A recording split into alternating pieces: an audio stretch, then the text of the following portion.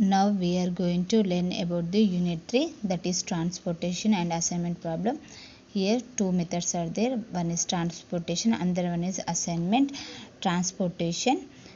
In the transportation we have three methods of problem, that is first one is northwest corner method, second one is least cost method, third one is Vogel's approximation method, fourth one is modified distribution, that we call it as MODI method, but in the examination this method is not important, so we are concentrate on these three methods only.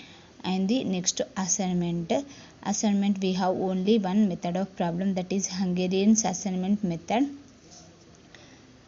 Next, transportation is a process of goods or commodity from the point of origin to point of destination in such way that the transportation cost is minimized. The problem related to transportation are called as transportation problem. So the problem is related to transportation. It means the commodities are goods transferred from origin to destination. So that we call it as a transportation problem. Then next, structure of transportation problem. This is the structure of transportation problem. Here O1 and O2 and O3, these are the origins of the good, and it means goods are starting from this point. Okay. Then next, D1, D2, D3 and D4 are the destinations. It means the final place of the good will be transferred. Okay. Next, C11, C12, C13, C14, C21, these are the cost, individual cost from origin to destination. So it means these are the cost. Okay. Next, A11, A1, A2, A3, these are the supply availability, and B1, B2, B3, B4 are the demand requirement. Here we have detailed description. Next, first we have to do problem. Before we have to check the given problem is balanced or unbalanced. How we check? It means balanced, it means if the total availability or supply is equals to the total of demand, then the given transportation problem is called as balanced transportation problem. That is equals to total demand or requirement is equals to total supply or availability. So it means here we have an example. Just see there, these are the destinations, these are the origins. Then next, these are the availability 5, 8, 7, 14, requirement 7, 9, 18. So these are the cost values. Okay, individual cost values. So here we have to check total availability. Total availability means 5 plus 8 plus 7 plus 14, that is equals to 34. Then next, total requirement 7 plus 9 plus 18, that is equals to 13. Therefore given problem is called as balanced transportation problem. Then we have to apply these methods. Okay, first we have to check that given problem is balanced or unbalanced.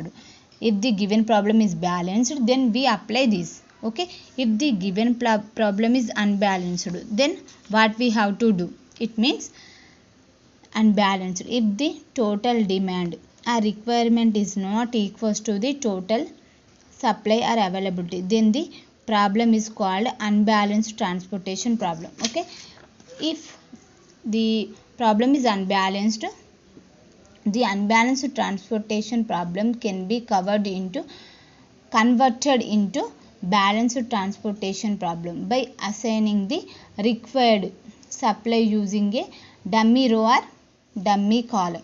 Okay, it means we are using the dummy row or dummy column. Let's see there. Here D1, D2, D3, these are the destinations. O1, O2, O3, O4, these are the origins, and the availability and the requirement, these are the cost values. We know all this. Total availability 5 plus 8 plus 7 plus 17 is equals to 34. Okay, then next total requirement 7 plus 9 plus 15, that is equals to 31. Therefore total availability not is equals to total requirement. Therefore given problem is an unbalanced transportation problem. By using dummy column we converted into balanced transportation problem. So it means D1, D2, D3, D4. So here we are adding one dummy column. Let us see there.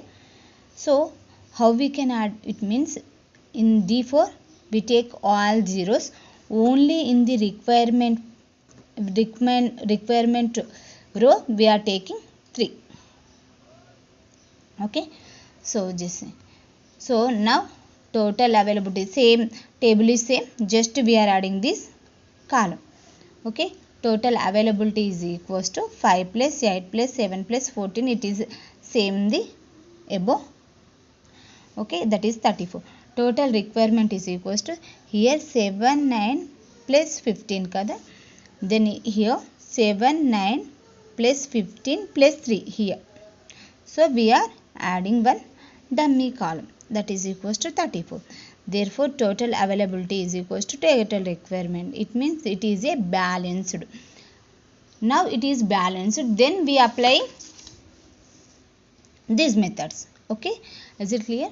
First we have to check it is balanced or not. It is balanced, then after we applying this method. If it is unbalanced,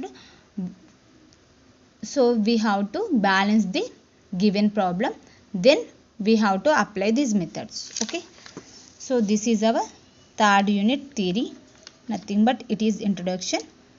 Just see.